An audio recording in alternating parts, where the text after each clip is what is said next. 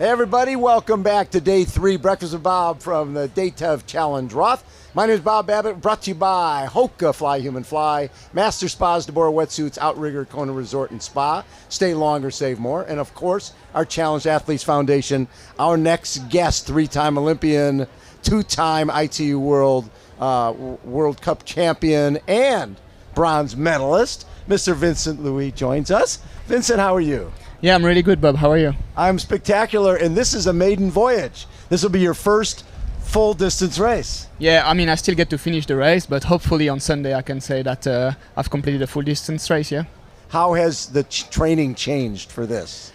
Well, it definitely takes me a bit longer. It's actually really fun. I've enjoying it. It's a new opportunity to do new bike loops and new run loops. You know, running a bit longer and changing a bit the routine I was in with short distance. Yes. It's a bit more relaxed too. I think I'm a bit less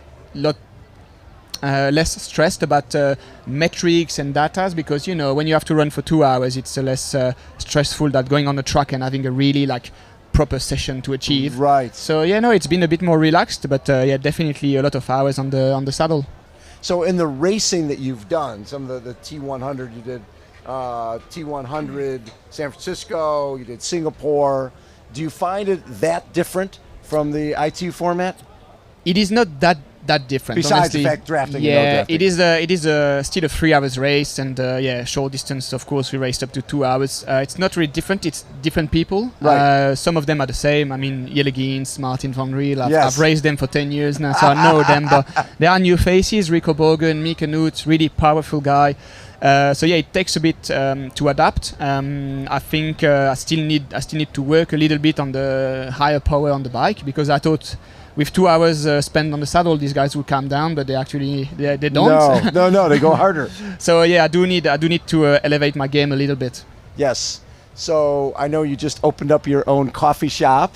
Yeah, And now you're a retailer as well. Just talk a little bit about just planning for post triathlon. Yeah, it's been a long time project that I had. I mean, obviously everyone that follows me on social know that I like good coffee. Yes, you do. Yeah, and in my mind I was always thinking everyone should love coffee, but it's just because they never had a good coffee that they don't drink coffee. And that was my goal. Just having a place where people can come and enjoy a good coffee and finally taste what good coffee is. Coffee doesn't have to be bitter. It doesn't have to be aggressive. So yeah, we opened the coffee shop maybe 4 or 5 weeks ago now.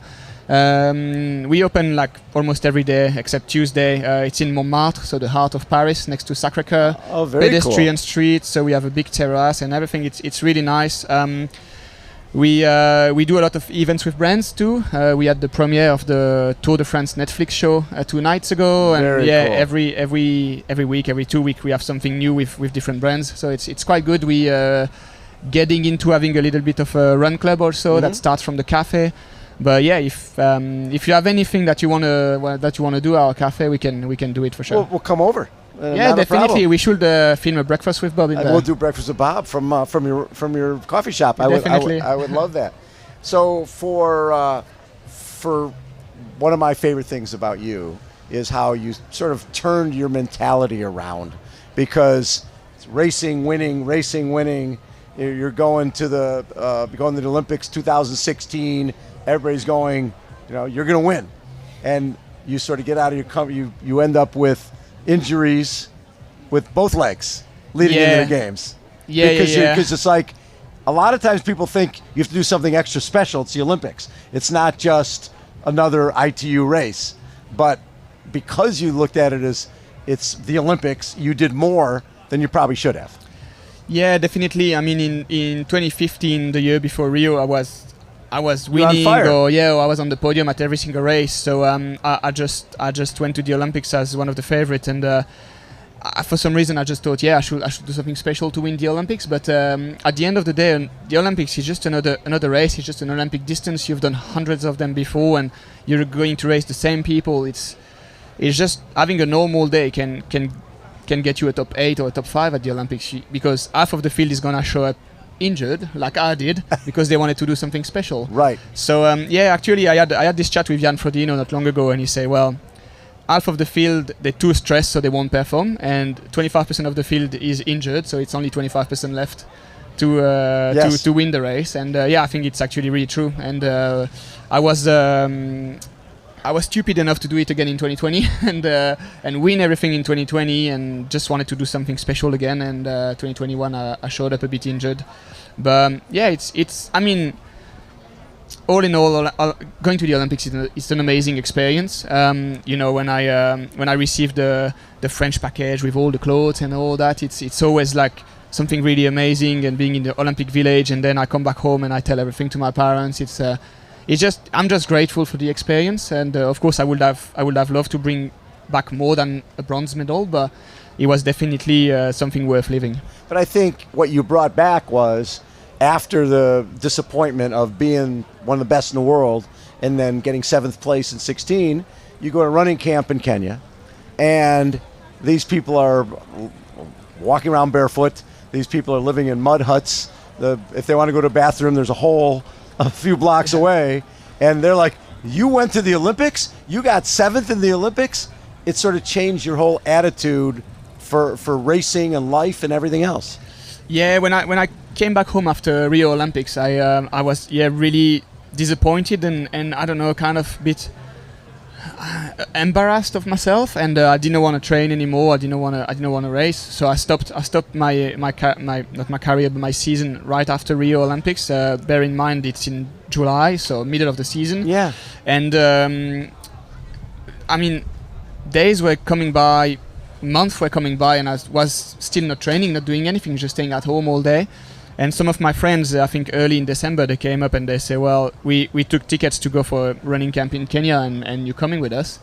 And so a really unfit Vincent showed up at the airport, and I arrived in Kenya, and I got humbled both by the fitness of the people there, kids, men, women. It was impressive, and also just the living conditions were just like crazy. I remember one of the kids was actually asking me if we used drinkable water to flush the toilets, and I said yes, and that blew his mind, and I was like, I never thought about it.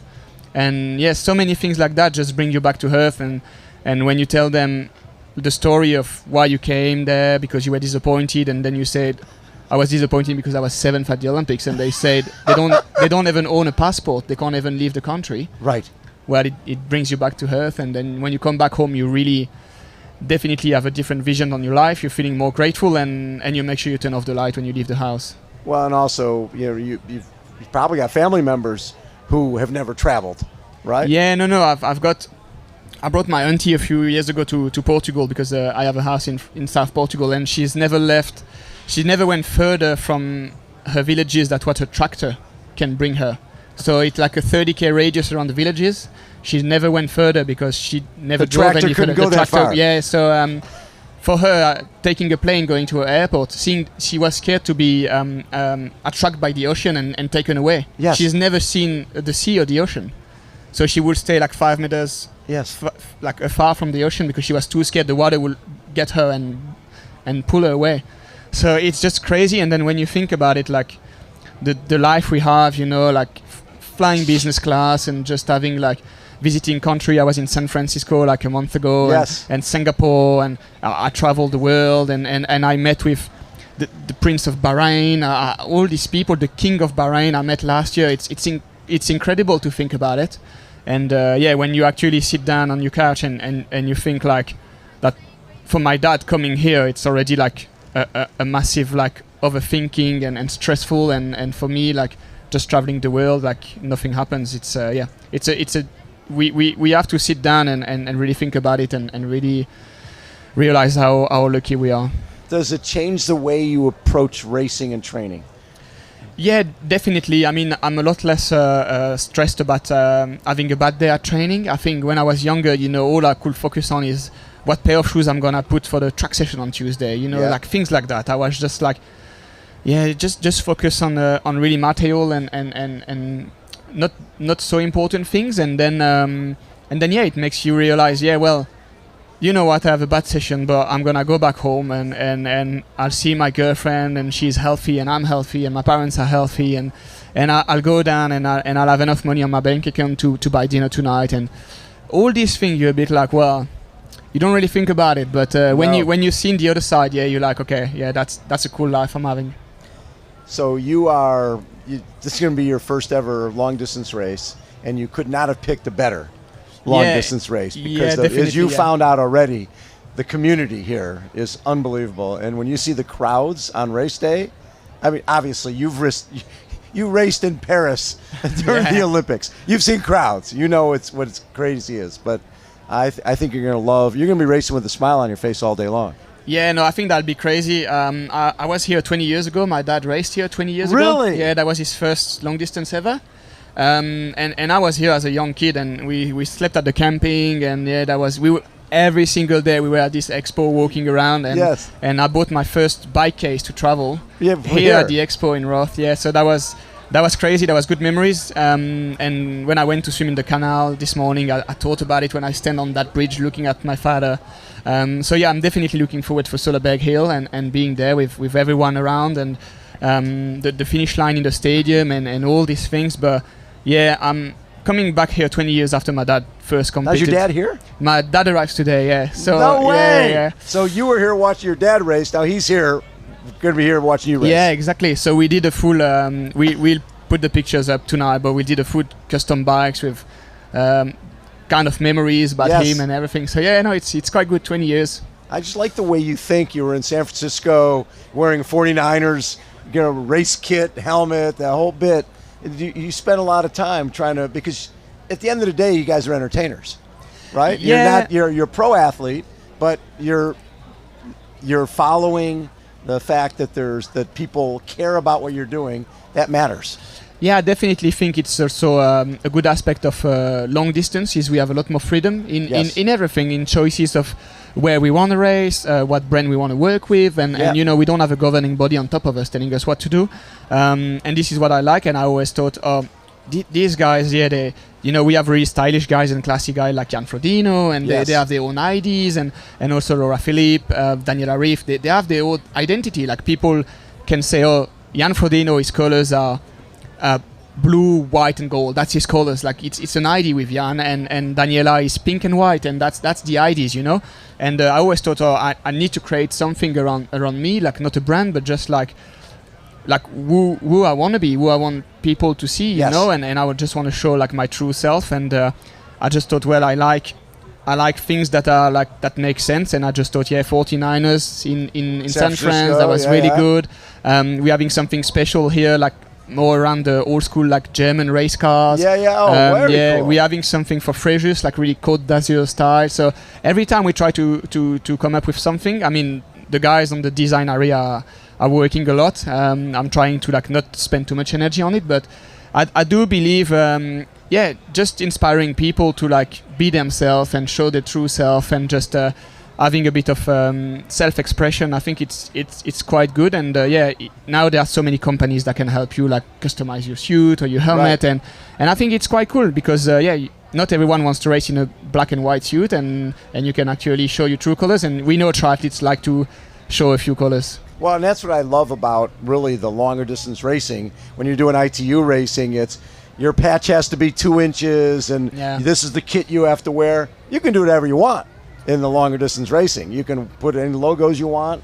That freedom has to feel good. Yeah, exactly. And I think it's really limiting for short course athletes. I mean, we're losing a lot of money with sponsors and contracts because they judge take care of them. Yeah, the exposure is not big enough, and then for interview we have a lot of guidelines, things we can say, not say, and all that. And I think it's a bit of a shame. I also understand because it's again governing bodies, and they also have to like make money or not spend too much money. But I do believe it's the good thing with long course, and so Freddie Funk even have his own booth here, and I think it's super cool. Like, I mean, it's incredible that people can come, meet and greet, buy his merch, and no, it's really, really cool. I think I would like it to develop more. I will encourage every single like long distance athlete to really express who they are, and I think it's quite cool. And you don't have to be really creating a personage, but just like be yourself, and I think it's quite cool. Yeah.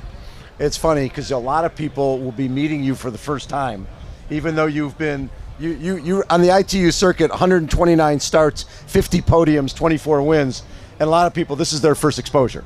They're going to see you because they're long distance fans or long distance age group athletes who don't necessarily follow the Olympics, and they're like, oh, this new kid, Vincent, who did 129 races over the last decade or so. So it's so great to have you in this world, because you bring a personality and a style that will help up the ante for everybody else in the race. Yeah. I think it's good, and I mean, people tend to say that I look a lot smaller than I am really on TV. So I don't know. For me, the long distance guy, they look a lot taller, but they're big. But no, it's good, and I mean the public here, the crowd is really friendly and respectful, and that's really nice. I wish there will be a bit more like kids involved in long distance. You know, it's more like an adult world, and I would like to have more like the youngest generation, like up and coming to this race to watch. So I don't know, that's maybe something someone like me should work on and organize along something. With Alistair and Johnny. I think we both have our kids races, and Alexi also launched his last week. So I think we should organize something, make a bus, having the kids watch like long distance races, because I believe it's also a really nice part of our sport. I love it. Vincent, always such a treat to get to chat with you. And thank you for joining us at the Purple Patch event in San Francisco. Oh, that was great. Thank you. We raised, I think, over $23,000 for CAF there. That was awesome. Thank you, Bob, and thank you for having me and for everything you're doing for the community. Thank you. Love it. Vincent Luis has been our guest. Again, Breakfast with Bob from beautiful Challenge Roth. Hold on, we'll be right back.